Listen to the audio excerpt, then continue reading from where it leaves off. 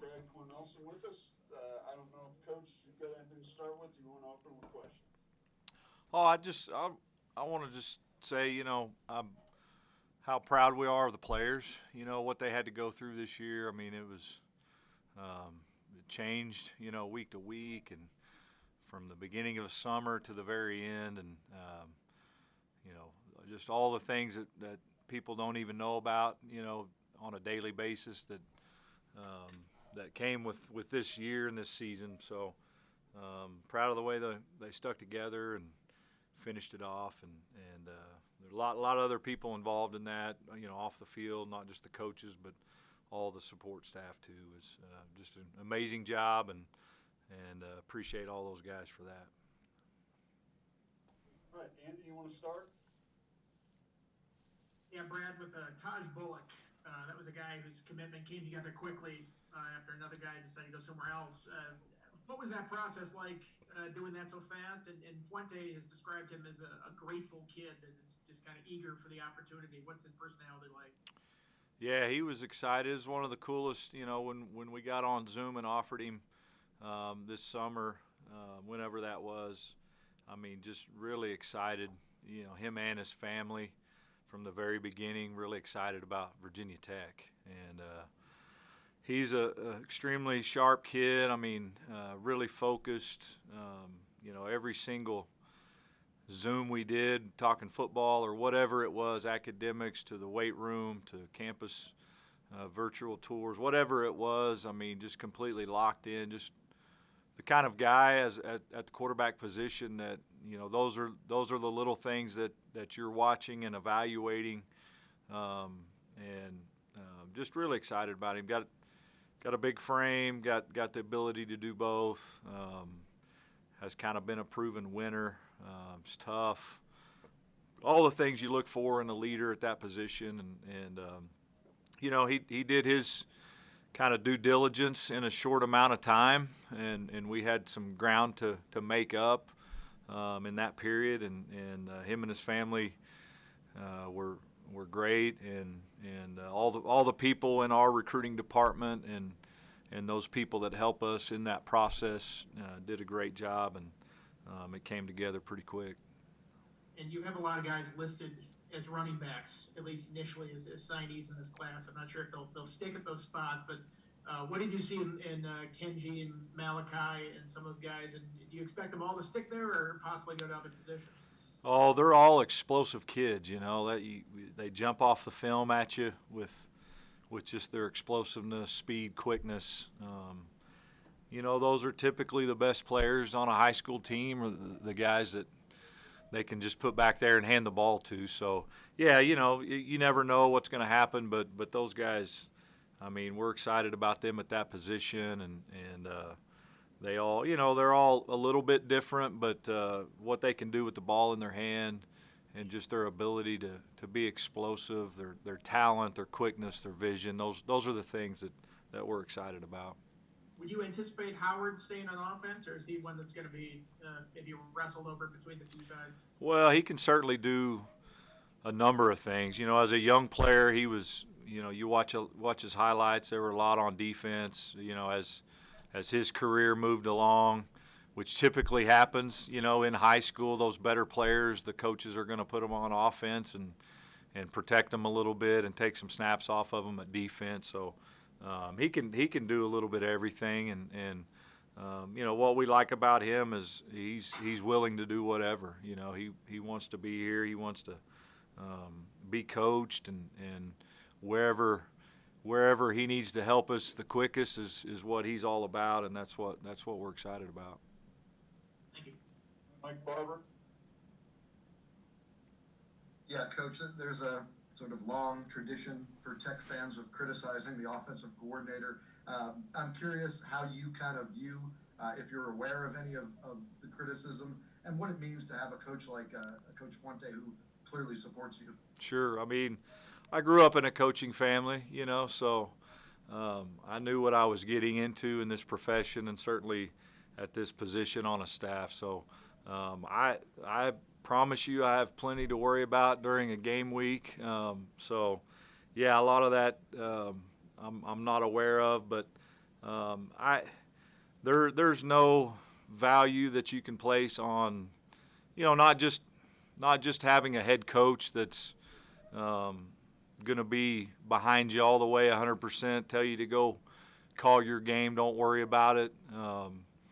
But on top of that, a guy that's already done it, a guy that can help, the guy that you can lean on during a game, that's going to give you sound advice at the right time.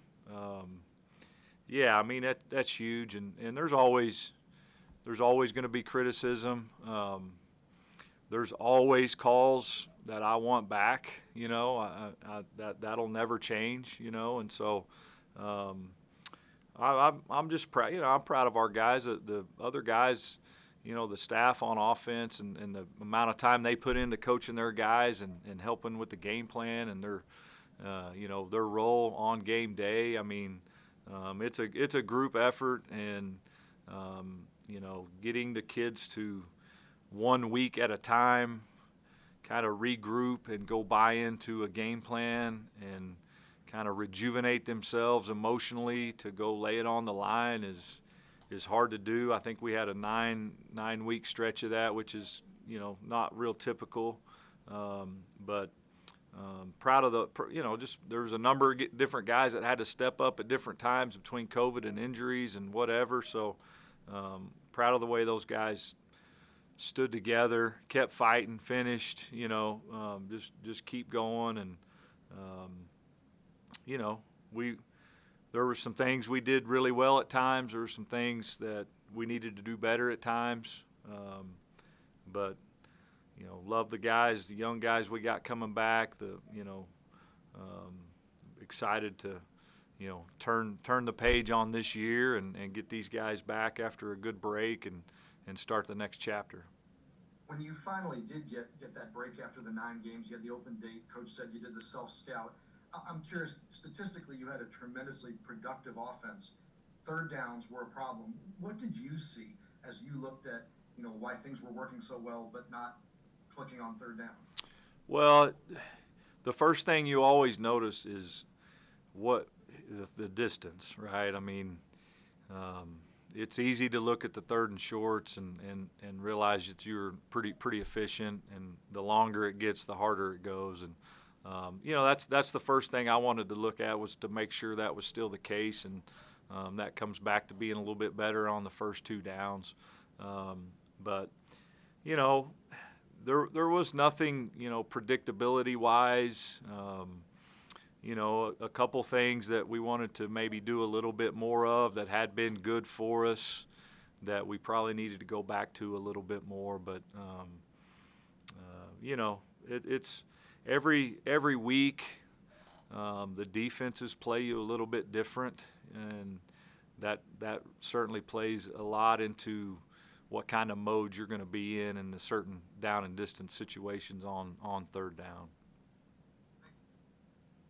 Mike Nisley. Yeah, Brad.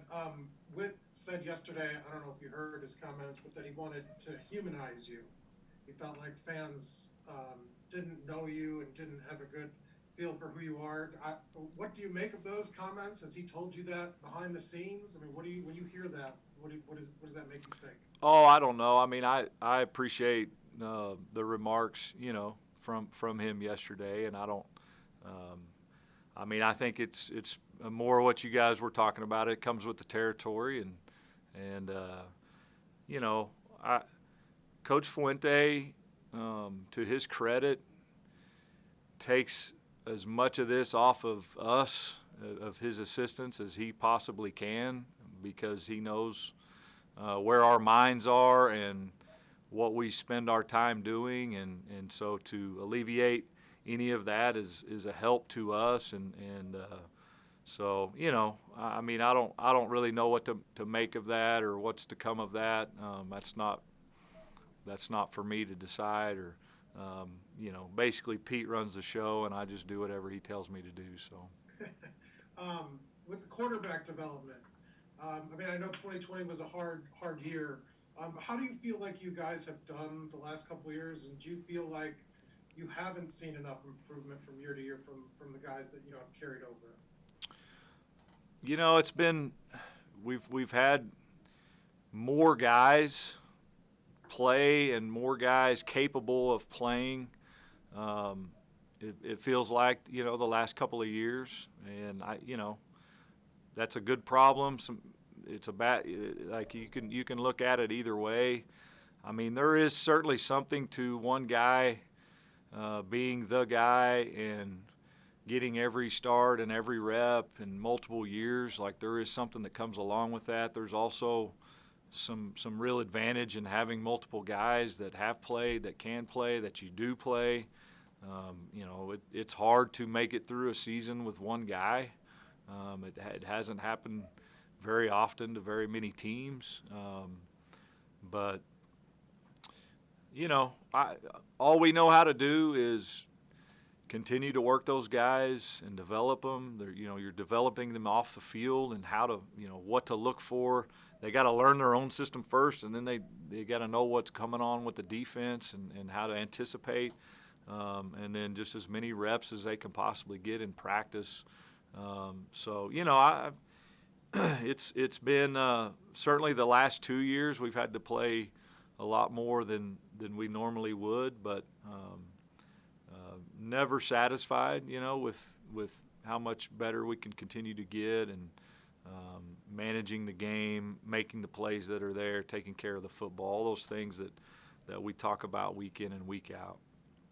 And then with wide receiver, I think you're down to like 3 healthy scholarship receivers in the final game. But Justin said he didn't view it as like a long-term issue, that you guys will have depth next year. Do you feel the same way, that you guys will be okay there? Yeah, I mean, we still got to take a good step, but the core guys coming back and getting Jaden off an injury. He was a guy that really had a great fall camp that was gonna be a weapon for us. Getting a guy like that back, and so we need to continue to add. We definitely need to continue to add to that position and develop some more young guys. But definitely have a good core there and a chance to develop a good solid group to go into next year with. And I'll vouch for Coach Cornelsen. He's very human and enjoys busting my chops about as much as the rest of the staff. David Teal. Brad, yesterday Witt said as many as 3/4 of the players contracted COVID, and 8 of 10 of the assistant coaches. How much did that impact your side of the ball, and were you among the 8? Yeah, it was random. You felt like once a position group got it, one guy got it, it was gonna affect it. It was a little bit random, to answer your question. I mean, different parts of the season. I feel like mostly for us it was early in the year, a little bit, late fall camp. But you throw in 1 or 2 guys during the season, you throw in an injury here, and that was the challenge for everyone across college football this year, and we certainly felt those effects too. But it's the next man up, and that's what our guys tried to do, and that's all we could ask them to do. Do you anticipate that both Braxton and Hendon would be back next season? Yeah, this is the time of year, and that we know all those guys, sometimes regardless of playing or not playing or good or bad, they all have those thoughts. They're all they're all getting advice from different places.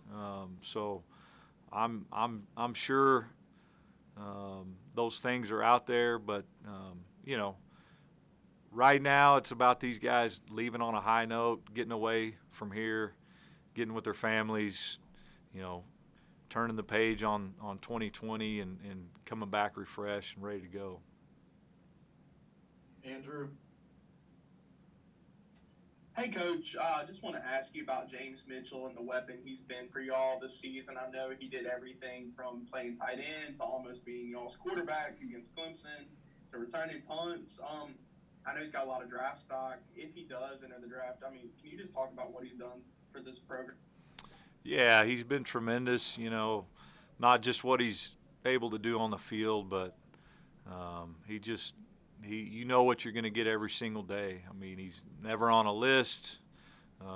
Never gives you anything but his best.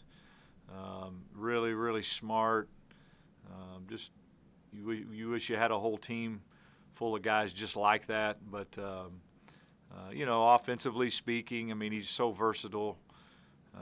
You can almost make 6 different name tags for him to put on the roster and the depth chart. He kind of gives you some added depth to just about every position up there. So he's continues to get better. He continues to get bigger and stronger. I thought he took a real big step this year blocking on the line of scrimmage, which is going to be important for him moving on at some point. And there's still some things I know he wants to improve on that he can improve on to just continue to get better. Do you think another year with y'all could possibly help build his stock even higher? Or do you think that he'll end up going to the draft? No, there's no question. He's the perfect guy that can take one more year and turn that into a lot of money. So we're behind him whatever he decides to do. But he's these guys not getting a true off season last year. I think that's something looking forward and moving forward to next year is something they really need to think about, and how much better they can be with a normal full off season this year. Norm? Hey, Brad. I talked with Justin a little bit about this too, but Justin kind of referred to Hendon's conclusion to the season as, quote, odd, which I guess is an understatement based on what happened, in the last couple games. But where did you kind of leave off with him? I know you've got a few months to sort of evaluate, the position. Braxton came on pretty strong there in the last couple games for sure. But obviously Hendon looked like he was kind of out of sorts against Clemson, and then didn't play in the last game. So where did you kind of leave off with him specifically and at that quarterback spot in general? Yeah, I mean, similar to all those guys, it's what Coach I know talked about, the same thing I just referred to. It's guys, what you guys did this year and what you had to go through was tremendous. Let's leave out of here on a positive note as a team, and let's go get refreshed. There's a lot of things going on with everybody. Let's get away from him, or let's get away from here. Let's go relax. Let's regroup and go from there with it. But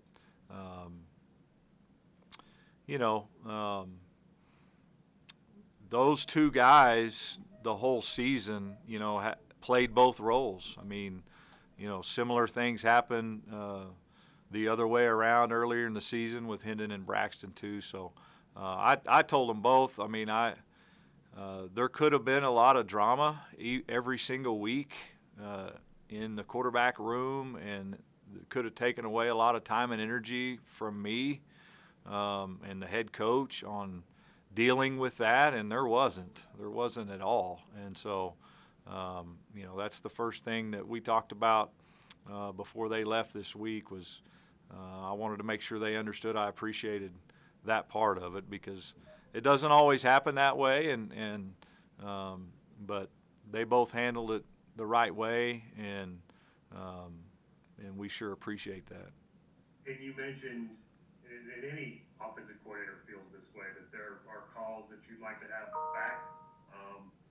Are there any that stand out that you'd like to share with us as maybe a therapy session? Oh, the red zone is as I kind of look back at first glance without digging into it yet, I feel like the red zone there were times where we weren't as efficient in the red zone as we needed to be. So that's kind of the first thought that comes into my mind. The gadget play last week after the big catch, I think, by James, I wanted that one back. You know, some of those you're kind of flipping a coin, and when you are stepping into a gadget play, there are certain things that can hurt those plays that you don't necessarily know if you're going to get or not get. So it comes with it, but we'll look at that and go back and you know, look at it objectively and see where we could get better, where I could make some better calls. Do any of the third down situations, maybe against Liberty or Miami, bother you, where you're trying to make it a 2-down situation and you went with some power run situations and it didn't work out for you? Yeah, you know, and that was right. Yeah, no, that was part of, you know, the bye week. It was one of the things we looked at hard, was that situation where we feel like we've got, you know, 4 downs to go, and it's third down. Let's get some of it back, and you know, running the, you know, getting the ball to the perimeter maybe a little bit more was definitely something that you know, based off what had happened with those previous calls, we felt like we needed to do, you know, and they weren't all bad looks necessarily, you know. We just couple of them were tough looks, and a couple of them we didn't execute quite like we could have. But yeah, that's a, you know, that's the situation that you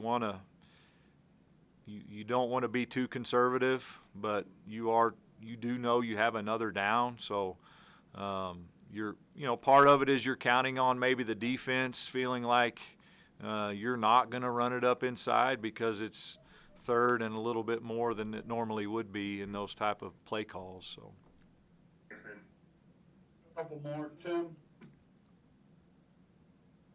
Hey, Coach. You guys have signed players all across the country, but you also signed one from Central Europe, and Daniel Milicic. What goes into evaluating and finding a kid halfway around the world, pretty much? And what did you guys see in him that made him someone, you know, you wanted to be a priority on the offensive line? Yeah, he's been awesome. We all kind of fell in love with him. You know, the valuation piece of that, you do need somebody that you've had prior relationship or that you can trust through somebody somehow, and that's kind of what happened there. And you know, he works with a group over there that train. They you know, they bring those guys to the States and take them to some camps, and so it was a lot of video. I mean, it was, you know, because of what's going on, it was a lot of video of him working out in his backyard with his brother, and us trying to evaluate a lot that way. But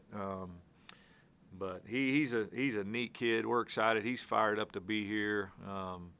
I think he's got a chance to be versatile up there, up front, in a lot of different positions, and anxious for him to get here. And then you guys signed 2 offensive linemen. Both seem to project on the interior. How much of a priority is that offensive tackle position going forward towards the February signing window? I mean, we definitely are going to need 1 or 2 guys there. You know, there's opportunities. You know, there's spots for both still, definitely. But you know, I think Dan is a perfect example. He's a type of kid that, you know, could probably go outside or inside. We feel like once he gets here and let those things play out, and you do have to slate towards a little bit of the inside versus outside. We want to make sure we don't go too overboard with that, and make sure we get the right guys, you know. So that's where we're at, and we'll continue to evaluate, and we want to make sure we take the right guys, not just the certain guys for certain spots too. So. Mike McDaniel. Yeah, Coach, I wanted to ask you about Elijah Howard, a guy who entered the recruiting class a little bit late, but a guy that you were clearly in on, and you flipped from Tennessee. What does he bring to the table at the running back position? I know there might also be some potential for him to play defense as well. Well, he's extremely talented. You know, when I watch his film, his feet are amazing. I mean, he really quick feet. Sometimes you can see that on film, and he's certainly one of those guys. That's what jumps off the film at me, is just how quick, elusive he's a talented kid. I mean, Coach Lechtenberg has been recruiting this kid since he was in high school, started his career, you know, in Knoxville. But, you know, he's been up here. We've evaluated him a lot, and Coach Lech's been in contact with him for a long time. But love the kid. Every coach we know in that area of Tennessee that has coached against him, you know, they all say the same thing, and that's that we're getting a heck of a player. Mike Nislik, you had a follow-up? Yeah, Brad, Justin said Khalil Herbert's, not coming back, which was fairly obvious. What's next at running back? Do you feel like you have the next guy on the roster, or would you look at the transfer portal again? And what are kind of thoughts on trying to replace him? Obviously, he had quite a successful year for you guys. Sure, yeah. I mean, the guys coming back, I mean, Jalen Holston really finished the year well, you know, excited of what he just kind of continued to plug along, and it was great to see him make plays, you know, get in there and be solid. He's always been outstanding in protection, you know, blocking away when we're running the quarterback or running the receivers. He's always done a great job with that. Really good in special teams, but kind of took the next step, you know, here late in the year of breaking tackles and making things happen at the tailback position. Excited about that. You know, Raheem Blackshear is an explosive guy that will continue to kind of work in both roles and continue to figure out ways to get him the ball in space.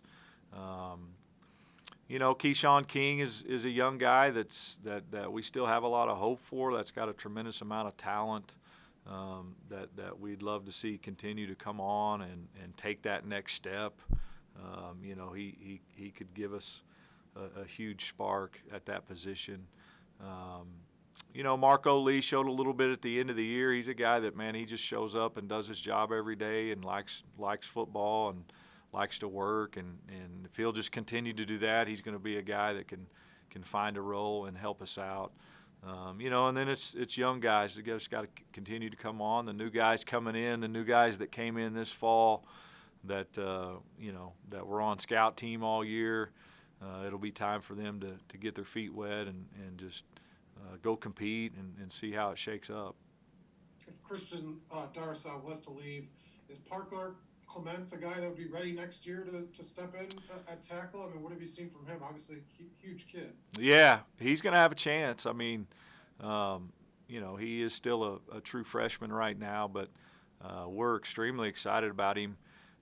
Most of those true freshmen at some point in the fall kind of hit the wall. You know, some of them, they hit it for a week. Some of them, they hit it for the rest of the fall. You know, his was quick. You know, he hit it for about a week and he was out of it. And but he's got all the tools. I mean, he's talented. He's long, athletic, and really smart. You know, he's got a little bit of a toughness and nasty edge about him that you like up there. And you know, he's going to be ready to go compete for a job this spring, and he'll be able to work both edges. You know, he's going to need to be ready to go at left or right, just however it shakes out. So. And then with Adam Lechtenberg recruiting, I had him described as a bulldog on the recruiting trail. What has he brought? Obviously, gets the promotion of running backs coach, but how instrumental has he been to kind of your recruiting efforts this past year? Oh, he's huge. I mean, he's just relentless. You know, he's a guy that's going to voice his opinion, you know, and he knows that even though we may not agree with it, or the head coach may not agree with it, or one of the other position coaches or recruiting coaches doesn't agree with it, he knows and he feels obligated to voice it, and that's healthy, you know, and that's healthy. No one gets offended, and that's part of what he brings. Is he's continuing to just the amount of effort he puts into staying on guys, finding new guys, asking questions about guys that I'm recruiting or somebody else is recruiting. He's a bulldog. He's relentless in what he does, and you know, at the end of the day, he wants to bring the best guys we possibly can into this program, so we can be good. Thanks. All right, thank you, Coach. We'll have Coach Ham coming up shortly.